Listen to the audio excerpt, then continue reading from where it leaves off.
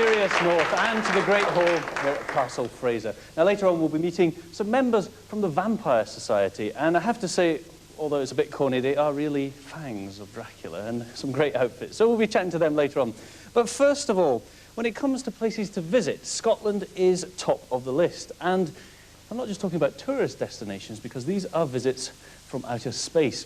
Scotland has reported unprecedented numbers of sightings of flying saucers, lights in the sky, and now abductions. With me is Malcolm Robinson, one of the country's foremost paranormal researchers, and Garry Wood, who believes he was himself abducted. Now, Garry, tell me, what happened? Well, me and my friend Colin Wright, we were heading towards a place called Tarbrax from Oxgangs to there. It's a half-hour drive. I was looking at this object just floating about 20 feet above the road.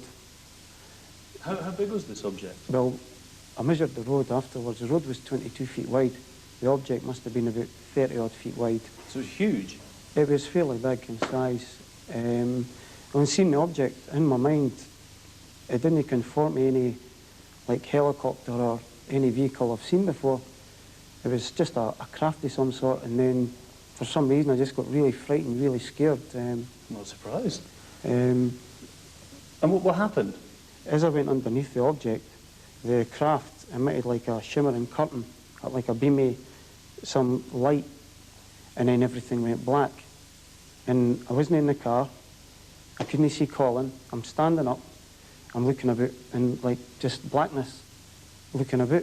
This went on about 10, 15 seconds, and I thought, again, am I dead? And then what happened after that? Then after that, I'm in the car, and the back end of the car's shunting out, and it's heading right across the road up towards the embankment. So you went into a skid, and then, I mean, how long did all that take? Initially, I thought it took 15 seconds. The time where I entered, saw the craft going into it, this like blackness with a shimmering curtain and that, and then on the road again. When I got to my destination, I actually got there about 1:45 in the morning. So that was like 2 hours after you left? Well, an hour odd, so I'm not particularly absolutely certain on the exact time. Okay, well, Malcolm, I mean, you've investigated a number of weird happenings, unexplained happenings. Yeah. Is this a typical story? It's fairly typical of UFO research and encounters of this nature worldwide. You know, they do not always happen in Scotland. They happen in Venezuela, Paraguay, America, Canada. It's very, very similar to other cases that I'm aware of, yes. But Scotland does appear to be reporting hundreds of weird incidents that you can't really explain. Yeah, I've noticed in my research there is a wealth of UFO reports. Over the past 7 years, Scotland has been gripped in this UFO fever, if you want to call it that. But clearly there is something very, very unusual occurring in the skies of Scotland, which do not conform to conventional type aircraft or helicopters. No, that's what people are going to say. They're going to say, oh, it's, well, you know, Bonnie Bridge was the place where it was all happening. They're going to say it's gas explosions out the bings there, or it's up by Lookers or something, so it's planes flying overhead. But couldn't it be explained by things like that? Well, it's fair to say that 95% of all UFO reports have natural, identifiable solutions. We're basically only talking about a small 5%.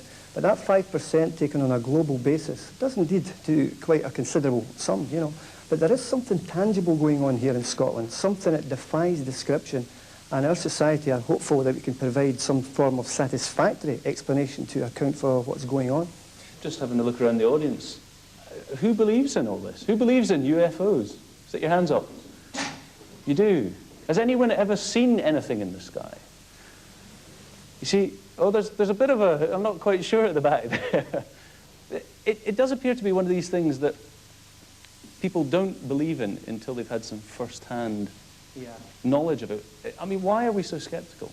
Well, I think if people actually sat down and looked at the evidence, the hard, raw data of evidence, they'd be very, very much surprised, because there truly is something behind these sightings.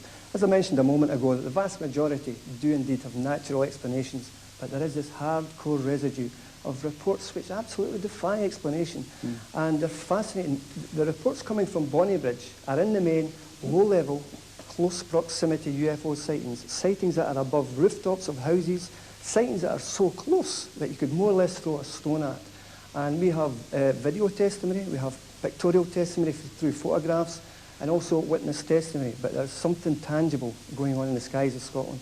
Gary, do you think that they will ever investigate this in an official capacity? Do you ever see that happening?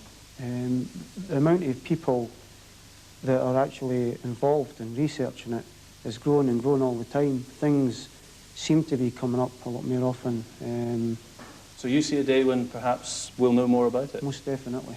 Okay. Well, Gary, Malcolm, thank you very much for joining us tonight. Thank you. Well, it's certainly a very strange story, and one that's all happening in outer space. And they do say that in outer space nobody can hear you scream, but here on